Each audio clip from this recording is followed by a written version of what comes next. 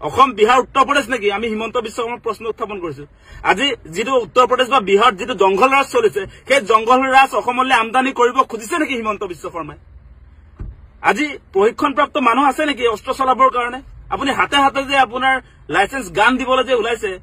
সংখ্যালঘু অঞ্চলত খিলঞ্জীয়া মানুহক হাতে হাতে অস্ত্ৰ তুলি দিম বুলি অসম কেবিনেটে সিদ্ধান্ত গ্ৰহণ কৰিছে সেইটো আমি পুনচাতে নাকচ কৰিছো আৰু এই সিদ্ধান্ত বাতিল কৰিবৰ কাৰণে আমি দাবী উত্থাপন কৰিছো আৰু এটা কথা অতি স্পষ্ট যদি আপোনাৰ খিলঞ্জীয়া মানুহৰ প্ৰতি সংখ্যালঘু অঞ্চলত আক্ৰমণ চলিছে আগ্ৰাসন চলিছে সেই মানুহৰ যদি বিপদ হৈছে তাক ৰক্ষা কৰাৰ দায়িত্বটো অসম চৰকাৰে অসমৰ গৃহ বিভাগে অসমৰ পুলিচ প্ৰশাসনে ল'ব লাগে নে পাব্লিকে নিজে ল'ব লাগে যদিহে অসম চৰকাৰৰ কোনো ধৰণৰ কাম কাজ নাই পাব্লিকে যদি নিজৰ জীৱনৰ নিৰাপত্তা নিজে দিব লাগে তেনেহলে এই পুলিচ প্ৰশাসন ইয়াৰটো প্ৰয়োজন নাথাকিব পুলিচ প্ৰশাসনৰ কিবা প্ৰয়োজন থাকিব নেকি আপোনালোকে সেই কথাটো কওক আমি ভাবিছিলো কি যে সংখ্যালঘু অঞ্চলবিলাকত যদি আপোনাৰ এনেকুৱা ধৰণৰ আমাৰ খিলঞ্জীয়া মানুহৰ প্ৰতি যদি ভাবুকি আহিছে মানুহৰ জীৱনৰ প্ৰতি যদি ভাবুকি আহিছে সেই অঞ্চলবিলাকত আমি কৈছিলো যে পুলিচ ষ্টেচনৰ সংখ্যাটো বঢ়াই দিয়ক আউটপোষ্টৰ সংখ্যাটো বঢ়াই দিয়ক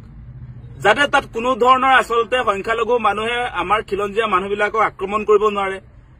আগ্ৰাসন চলাব নোৱাৰে এটা আইন শৃংখলা জনিত কাৰ্য সম্পাদন কৰিবৰ কাৰণে আমি তাতে আপোনাৰ পুলিচ ষ্টেচনৰ কথা কৈছিলো আমি আউটপোষ্টৰ সংখ্যা বৃদ্ধি কৰিবলৈ কৈছিলো যাৰ জৰিয়তে আপোনালোকে চাওক যে যদি পুলিচ ষ্টেচনৰ সংখ্যাটো বঢ়াই দিয়া হয় বা আউটপোষ্টৰ সংখ্যাটো যদি বঢ়াই দিয়া হয় তেনেহলে তাত মেন পাৱাৰ ৰিক্ৰুটমেন্ট হ'ব তাত আবাৰ নিবনুৱাসকলক আমি সংস্থাপন দিব পাৰিম পুলিচৰ চাকৰি দিব পাৰিম সেই কামবিলাক নকৰি এতিয়া আসলতে মুখ্যমন্ত্ৰী হিমন্ত বিশ্ব শৰ্মাই আজি এই সংখ্যালঘু অঞ্চলবিলাকত আজি খিলঞ্জীয়াক নিৰাপত্তা দিয়া কথা কৈ আসলতে তেওঁ অসমখনক তেওঁ বিহাৰ উত্তৰ প্ৰদেশৰ নিচিনা কৰিবৰ কাৰণে তেওঁ যত্ন কৰিছে অসম বিহাৰ উত্তৰ প্ৰদেশ নেকি আমি হিমন্ত বিশ্ব শৰ্মাক প্ৰশ্ন উত্থাপন কৰিছো আজি যেটো উত্তৰ প্ৰদেশ বা বিহাৰ যেটো জংগল ৰাজ চলিছে সেই জংগল ৰাজ অসমলৈ আমদানি কৰিব খুজিছে নেকি হিমন্ত বিশ্ব শৰ্মাই আজি প্ৰশিক্ষণপ্ৰাপ্ত মানুহ আছে নেকি অস্ত্ৰ চলাবৰ কাৰণে আপুনি হাতে হাতে যে আপোনাৰ লাইসেন্স গান দিবলৈ যে ওলাইছে আপোনাৰ অস্ত্ৰ চলাবৰ কাৰণে যে মানুহক যে আপুনি আমাৰ খিলঞ্জীয়া মানুহক যে অস্ত্ৰ চলাবৰ কাৰণে অস্ত্ৰৰ আপুনি লাইসেন্স দিব যে খুজিছে সেইটো অত্যন্ত বিপদজনক কথা সেই কথা আমি কেতিয়াও নামানো সেইটো স্পষ্ট কৰি দিছো কোনো কাৰণতে অসমক বিহাৰ উত্তৰ প্ৰদেশৰ নিচিনা জংগলৰাজ কৰিবলৈ আমি অনুমতি দিব নোৱাৰো সেই অনুমতি আমি কেতিয়াও দিব নোৱাৰো মুখ্যমন্ত্ৰী হিমন্ত বিশ্ব শৰ্মাক দেখিছো তেওঁ এফালে কব যে শান্তিৰ অসম তেওঁ মুখ্যমন্ত্ৰী হিচাপে দায়িত্ব লোৱাৰ পাছত কোনো ধৰণৰ হত্যা হিংসা অসমত নাইকিয়া হৈ গল এনেকুৱা ধৰণৰ ভাষণ দি থকা মানুহটোৱে এতিয়া আপোনাৰ সংখ্যালঘু অঞ্চলবিলাকত আমাৰ খিলঞ্জীয়া মানুহৰ হাতে হাতে অস্ত্ৰ তুলি দিব অস্ত্ৰৰ জনজননী চলাব আজি অসমত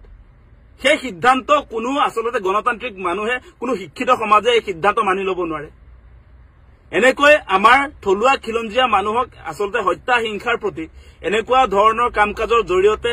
তেওঁলোকে আজি অসম চৰকাৰে যিবিলাক সিদ্ধান্ত গ্ৰহণ কৰিছে ইয়াৰ জৰিয়তে আসলে উগ্ৰ জাতীয়তাবাদী কিছুমান মানুহে যতে ততে হক নহক মানুহক অত্যাচাৰ চলাব তাৰহে এটা উমান পোৱা যায় উগ্ৰ হিন্দুত্ববাদী কিছুমান মানুহে লাইসেন্স গান লাগে বুলি ক'বলৈ আৰম্ভ কৰে মানে দাদাগিৰি চলাবৰ কাৰণে দাদাগিৰি চলাব এতিয়া একাংশ সংগঠনে একাংশ বিজেপিৰ যিবিলাক আসলতে ভাতৃ সংগঠন আছে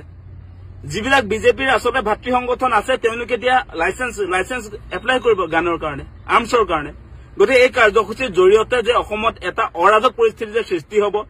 অসম যে আপোনাৰ এনেকুৱা ধৰণৰ যিবিলাক কাম কাজ এই কাম কাজৰ জৰিয়তে যে সাধাৰণ মানুহৰ প্ৰতি সাধাৰণ মানুহক যেতিয়া অস্ত্ৰ তুলি দিব তাৰ পাছত ইয়াত যে এটা যে ভাল বাতাবৰণ থাকিব সেইটো কোনো কাৰণতে আমি অনুমান কৰিব নোৱাৰো